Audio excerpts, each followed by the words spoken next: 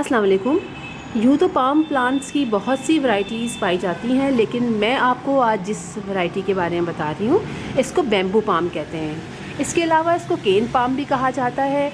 आप ये मत समझिएगा कि बैम्बू पाम वो बैम्बूज़ होते हैं जो हम घरों में इस्तेमाल करते हैं, बल्कि इसके जो स्टेम है इसके कुछ स्ट्रक्चर इस तरह का होता है जिसकी वजह से इसको बैम्बू पाम कहा जाता है। अच्छा, ये वैरायटी जो है ये इंडोर प्लांट्स में शुमार की जाती है, यानी ये प्लांट जो है वो इंडोर प्लांट होता है और इसको हम अपने मुख्तलिफ़ जगहों पर जहाँ पर डायरेक्ट सनलाइट ना आती हो वहाँ हम बड़ी आसानी से लगा लेते हैं। यानी अगर आप ऐसी जगह पर रखें जहाँ हल्की रोशनी हो, इवन यहाँ तक कि ऑफिसेज़ में भी इसको इस्तेमाल किया जाता है और वहाँ ट्यूबलाइट जलती रहती है, तो इनको जिसको जितनी एनर्जी चाहिए होती है ये ट्यूबलाइट से अपनी एनर्जी ले लेता है। इसके अलावा इसको मुख्तलिफ़ ऑफिसेज़ वगैरह के अलावा मुख्तलिफ़ होटल्स में और लोग मुख्तलिफ़ अपने घरों में लगाते हैं और अंदर बेडरूम में और टीवी लाउंज में मुख्तलिफ़ जगहों पे इसको रखते हैं। हल्की सी रोशनी से भी ये अपनी एनर्जी ले लेता है, लेकिन अगर आप इसको धूप में लगाएंगे तो ये फ़ौरन ही सूखना शुरू कर देता है। आप ये देख सकते हैं कि मेरा ये वाला जो प्लांट आपको मैं दिखा रही हूँ ये अंदर रखा रहा, यानी ये हल्की सी रोशनी जहाँ पर आती है सूरज की ये वहाँ रखा हुआ है। इसके बनिस्बत जो दूसरा वाला प्लांट है ये थोड़े से धूप में रखा है, थोड़ी देर यानी काफ़ी देर 2 से घंटा 3 घंटा तो धूप इस पर आई जाती है। तो आप इसमें और इस वाले प्लांट में फ़र्क देख सकते हैं। इस प्लांट की कोई भी पत्ती जो है वो येलो नहीं हुई है, जबकि दूसरे वाले प्लांट की काफ़ी पत्तियां जो हैं वो येलो हो गई हैं। यानी अगर आप इसको धूप में रखेंगे डायरेक्ट उसमें तो पहले इसके लीव्स जो हैं यानी वो येलो होना शुरू होंगे, जैसे कि मैं आपको दिखाती हूँ कि आप ये देखिए ये इसके लीव्स जो हैं ये येलो होना शुरू हो गए और इसके जो टिप्स हैं ये सारी हल्की हल्की सी ब्लैक होनी शुरू हो जाएंगी। वैसे तो पाम वैराइटीज़ में जो है वो हल्की हल्की सी ब्लैक होती हैं टिप्स, लेकिन अगर बहुत ज़्यादा ब्लैक होने लगे और इस तरह से ऐसी कंडीशन होने लगे तो आप समझ जाइए कि इसको पानी का शॉर्टेज है और इसके अलावा ये धूप में रखा हुआ है, इसकी वजह से भी ये ख़राब होना शुरू हो जाता है।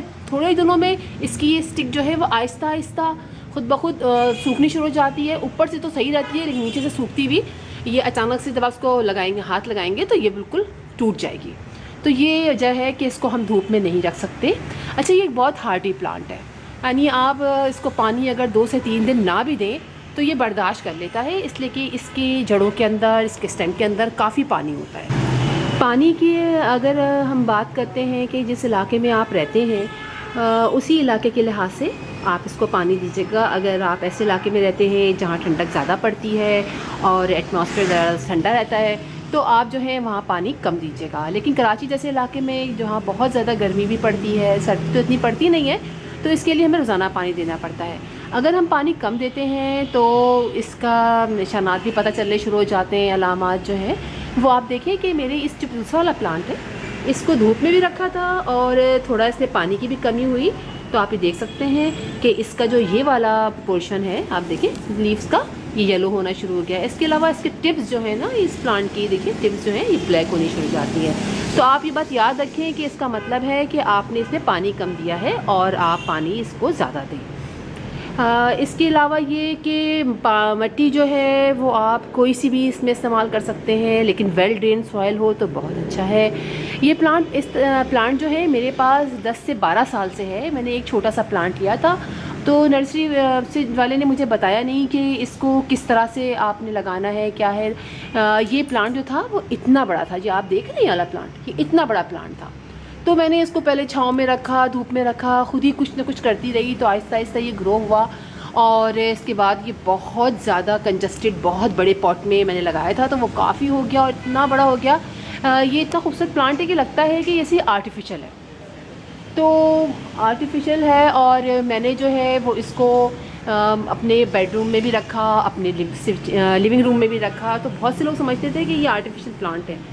तो इसकी सफाई का भी बहुत हमें ख्याल रखना पड़ता है। बाज़ औक़ात इसमें वाइट रंग की स्पंज यानी क्या कहेंगे कि वाइट रंग के कीड़े से आ जाते हैं, तो उसके लिए आपको करना ये है कि आप कोई भी कॉटन लीजिए, उसमें कोई भी डिश वॉशिंग सोप थोड़े से पानी में मिला के आप उससे इसको सफाई कर लीजिए। कोई और स्प्रे करने की ज़रूरत नहीं है इसके ऊपर आपको, और बड़ी आसानी से ये साफ़ हो जाते हैं। और कोशिश करें, अगर ज़्यादा बड़ा प्लांट नहीं है, आप अपने पौधों को वॉश करते हैं तो इसको भी बाकायदगी से कर दीजिए, तो सच कोई ऐसी प्रॉब्लम नहीं होगी। अच्छा, ये इसको बीज के ज़रिए भी लगा सकते हैं, लेकिन मैंने कभी लगाया नहीं है। आप ये देख सकते हैं इसके अंदर छोटे छोटे से ये बीज से बने हुए हैं, ये देख रहे हैं आप, ये बीज से बने हुए हैं। मैंने कभी नहीं ग्रो किया इसलिए कि इसके छोटे खुद ही इतने सारे प्लांट्स निकल आते हैं, तो हम बड़े आराम से इसको एक के बाद दूसरी जगह लगा लेते हैं। मेरे पास के कई प्लांट्स हैं, देखने में बहुत खूबसूरत ये लगते हैं, और बिल्कुल लो मेंटेनेंस प्लांट्स अगर कहें तो हम गलत नहीं होगा। ज़्यादा फर्टिलाइज़र भी यूज़ नहीं करना पड़ता। मैंने तो गोबर की खाद काफ़ी अर्से पहले डाली थी, उसके बाद नहीं डाली। लेकिन अगर आप इसके अच्छे चाहते हैं कि अच्छे तरीके से ये लगे, बहुत खूबसूरत लगे, तो आप महीने 2 महीने में थोड़ी सी गोबर की खाद आप डाल दें, इसको मल्चिंग कर दें, ऊपर नीचे कर दें, तो इसके ज़रिए भी ये बहुत अच्छे हो जाते हैं। अच्छा, इसके बाद एक बात याद रखें कि ये जो इसके ये सारे सूख से जाते हैं, तो ये सब आप बड़ी आराम से ये निकाल सकते हैं। आप इसको कट कर दीजिए, इससे कोई ऐसा मसला नहीं होता है कि आप समझे कि कोई मसला है। ये ज़रा ख़राब लगते हैं, आप आराम से इसको ऐसे करके कट कर दीजिए। क्योंकि मैं बहुत सालों से लगा रही हूँ, इसलिए मुझे तो ऐसे अभी तक कोई प्रॉब्लम नहीं हुई है। तो अब जैसे ये लगा हुआ है, आप इसको कट कर निकाल दीजिए, इसी में डाल दीजिए, कोई मसला नहीं है। इसके नीचे ये ब्रांचेस देखें, ये सूख रही हैं, ये देखें, ये मैं दिखाती हूँ आपको, इस तरह से ये सूख रही हैं, आप इनको कट कर दीजिए। तो इस तरह इसको कट करते रहिए, तो ये कभी नहीं ख़राब होगा। ये सूख गया है, आप इसको कट कर दीजिए बस। और अगर आपने इसको अलग करना है तो आप इस तरह कर सकते हैं, जैसे मैं आपको दिखाती हूँ। ये है, ये आप इस पूरे इसको निकालिए और आराम से छुरी की मदद से इसको कट कीजिए। 1-2 ब्रांच नीचे इसमें रूट्स होंगी, उससे आप दूसरी जगह लगा लीजिए। मैंने सारे इसी तरह लगाए, एक के बाद एक करके सारे गमलों में, और बहुत सारे लोगों को मैंने दिए भी हैं, इसलिए कि ये जो प्लांट है वो काफ़ी एक्सपेंसिव है। जब मैंने लिया था फिर तो बहुत ही था, अब तो काफ़ी जगहों पे हमें दिखाई दे जाता है, तो इसलिए थोड़ा सा फिर भी ये सस्ता मिल जाता है। लेकिन जब मैंने लिया था तो ये काफ़ी महंगा था। अच्छा, एक बात और कि आप जब भी कोई प्लांट लीजिए, इस तरह के लीजिए, तो आप कोशिश कीजिए साथ में 1-2 प्लांट अगर छोटे छोटे से निकल रहे हों, या जो सबसे बेहतरीन प्लांट लगे आपको वहाँ से वो लीजिए, और थोड़ा बड़ा सा ले लीजिए। बाज़ औक़ात ऐसा होता है, हम बहुत छोटा सा प्लांट लेते हैं और फिर हम समझ नहीं पाते, उसको मेंटेन करते करते वो ख़राब हो जाता है।